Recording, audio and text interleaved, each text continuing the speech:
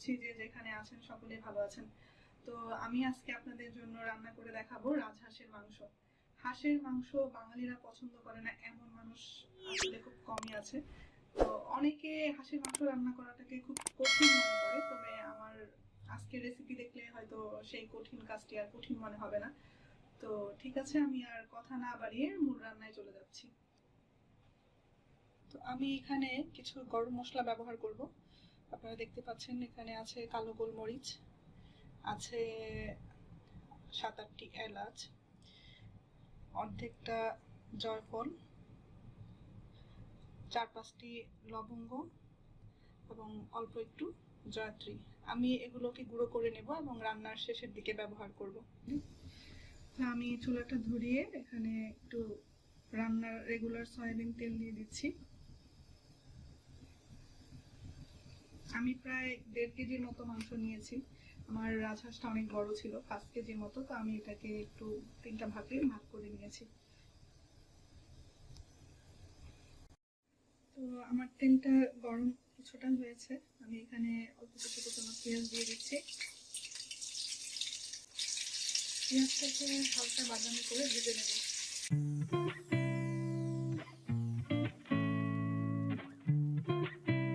পেঁয়াজটা হতে হতে আমি এখানে কিছু তেজপাতা দিয়ে দিচ্ছি।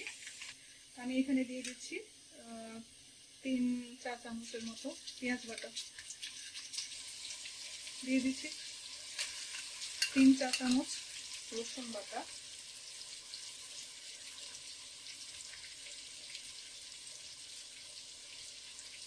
চামচ আদা বাটা।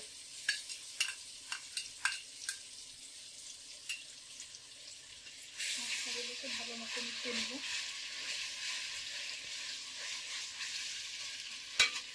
যেন নিচে লেগে না যায়।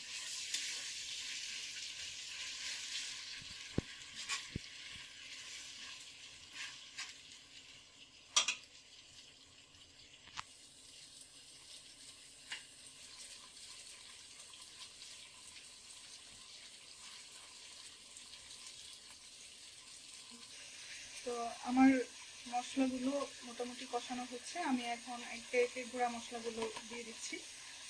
তো প্রথমে দিচ্ছি হলুদের গুঁড়া।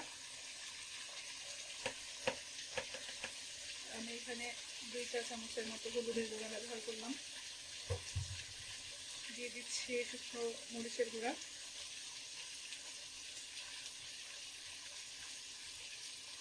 দুই চা চামচ,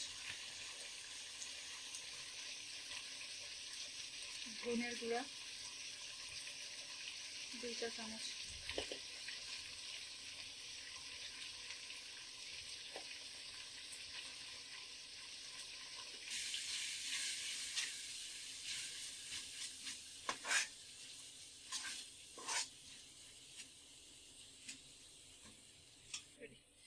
আমি অল্প একটু পানি দিয়ে দিচ্ছি, না হলে মশলাগুলো নিচে থেকে লেগে যেতে পারে, তাই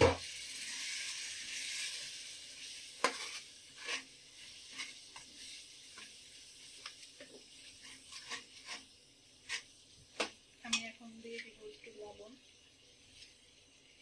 লবণটা আপনারা আন্দাজ করে দিবেন, আমি এখানে 1.5 চা চামচের মতো দিয়েছি। দেখুন আমার মশলা থেকে তেল উঠে গেছে। তো মশলাটা আমার মোটামুটি খুব ভালোভাবে কষানো হয়ে গেছে, দেখতে পাচ্ছেন। তো এই পর্যায়ে আমি দিয়ে দিব মাংসগুলো।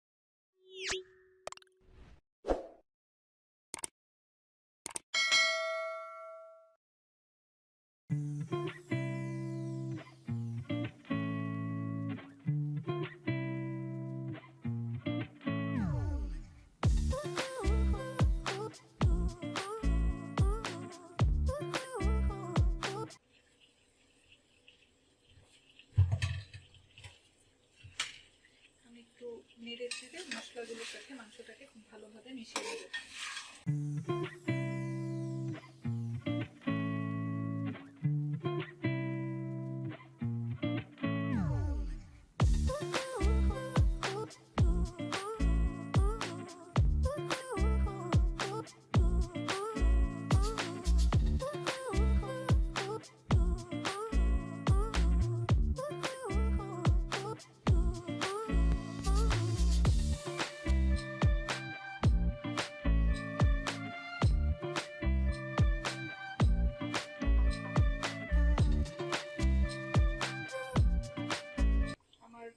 মশলাটা মাংসের সাথে মেশানো হয়ে গেছে। আমি এখন দিয়ে দিচ্ছি একটু দারচিনির গুঁড়ো।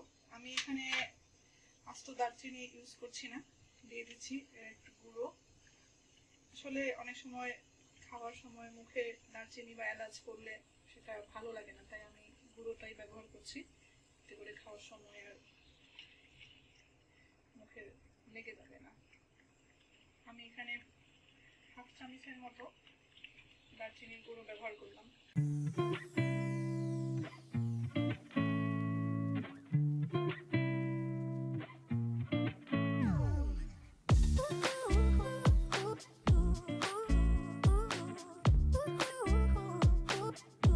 মাংসটা মেশানো হয়ে গেছে, আমি এখন একটু ঢাকনা দিয়ে ঢেকে দিব এবং অল্প আছে মাংসটাকে খুব ভালোভাবে কষিয়ে নেব।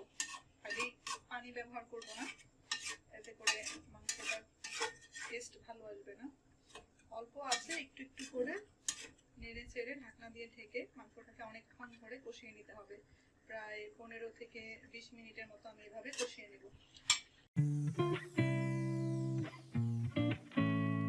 এখন ঢাকনা খুলে তো নাড়িয়ে নিচ্ছি যেন নিচে লেগে না যায়।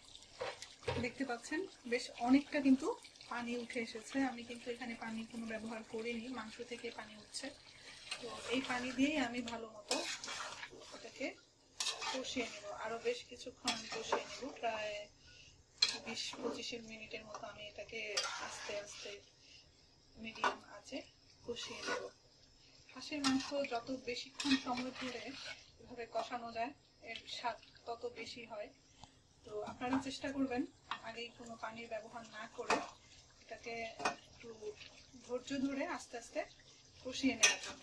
আর মাঝে মাঝে ঢাকনা খুলে একটু করে নাড়িয়ে চাড়িয়ে দিবেন যেন নিচে লেগে না যায়।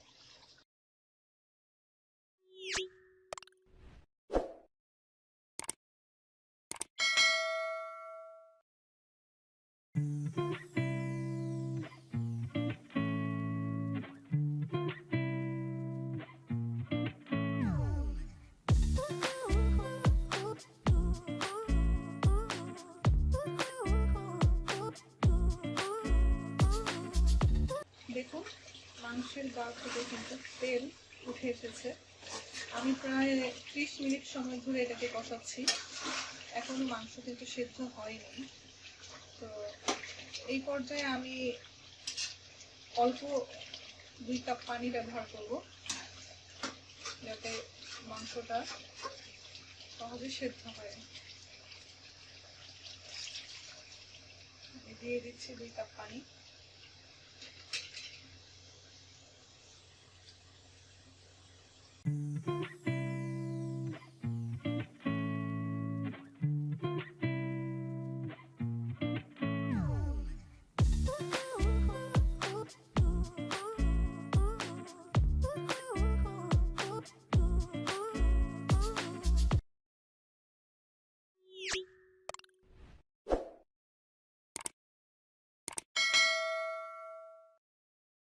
আরো কিছুক্ষণ সেদ্ধ হতে দেব। এখন আমি সেই যে গরম মশলাগুলো আমি দেখিয়েছিলাম ওগুলোকে আমি গুঁড়ো করে নিয়েছি। আমি এটাকে ছেঁকে নিইনি, শুধু আলতো করে গুঁড়ো করে নিয়েছি। আমি এখন ছড়িয়ে দিচ্ছি উপর থেকে মশলাটাকে।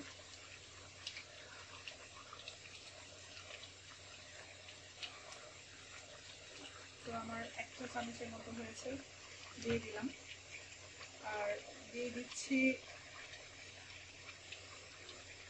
কুচনো কিছু রসুন,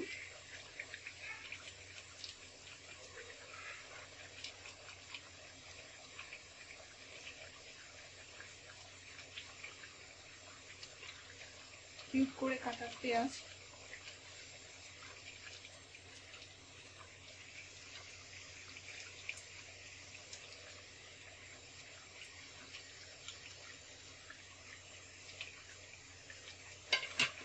সবগুলো উপকরণ আমি একসাথে মিশিয়ে দেব।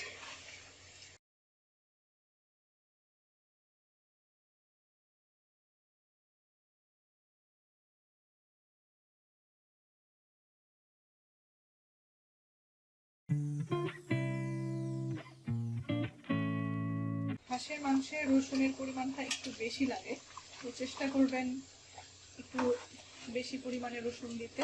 রসুনগুলো খেতে খুব ভালো লাগে হাঁসের মাংসের সাথে, ফ্লেভারটা অনেক ভালো আসে, খাওয়ার টেস্টটা অনেক বেশি বেড়ে যায়।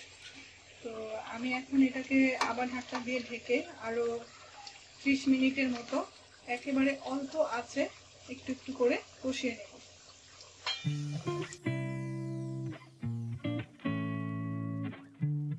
দেখুন আমার মাংস রান্না করা কিন্তু শেষ।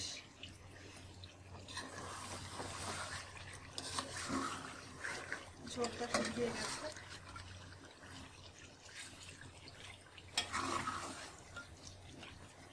আমি এখানে মোট 3 কাপ পানি ব্যবহার করেছি, আর 1 ঘন্টা থেকে একটু বেশি সময় লেগেছে আমার মাংসটা পুরোপুরি সেদ্ধ হতে। আমি অল্প আছে 1 ঘন্টা থেকে একটু বেশি সময় ধরে এটাকে রান্না করে নিয়েছি।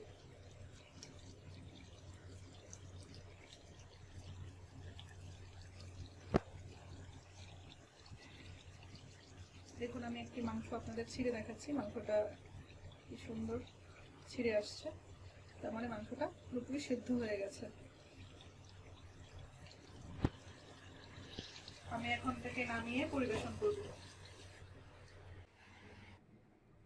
তো তৈরি হয়ে গেল আমার রাজহাঁসের মাংস ভুনা।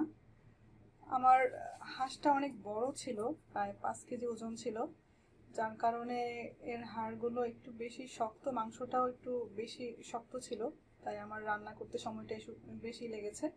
তো আমি বলবো যে আপনারা একটু বেশি সময় নিয়ে ধৈর্য ধরে অল্প আঁচে একটু একটু করে কষিয়ে রান্না করবেন হাঁসের মাংসটা, তাহলে মাংসের টেস্ট অনেক বেশি ভালো আসবে এবং খেতেও অনেক বেশি ভালো লাগবে। তো দেখতে পাচ্ছেন আমার মাংসটা কিন্তু হাড় থেকে ছেড়ে যায়নি, কিন্তু মাংসটা খুব ভালোভাবে সেদ্ধ হয়েছে, যার কারণে আমি আপনাদেরকে একটু ভালো করে কাছ থেকে দেখানোর চেষ্টা করছি। তো এতক্ষণ ধরে ধৈর্য ধরে আমাদের এই রেসিপিটি দেখার জন্য আপনাদের সবাইকে অনেক অনেক ধন্যবাদ জানাচ্ছি, এবং আশা করব যে আপনারা আমার এই রেসিপিটি অবশ্যই বাসায় চেষ্টা করবেন এবং কমেন্টে আমাকে জানাবেন যে খেতে আসলে কেমন হয়েছিল। তো আমার এই ভিডিওটি যদি আপনাদের ভালো লাগে তাহলে অবশ্যই এটিকে একটি লাইক কমেন্ট করবেন এবং সাবস্ক্রাইব করবেন আমার চ্যানেলটি, এবং দোয়া করবেন আমি যেন আপনাদের আরও অনেক বেশি বেশি রেসিপি উপহার দিতে পারি। তো ঠিক আছে, আজকের মতো এখানেই বিদায় নিচ্ছি। আল্লাহ হাফেজ।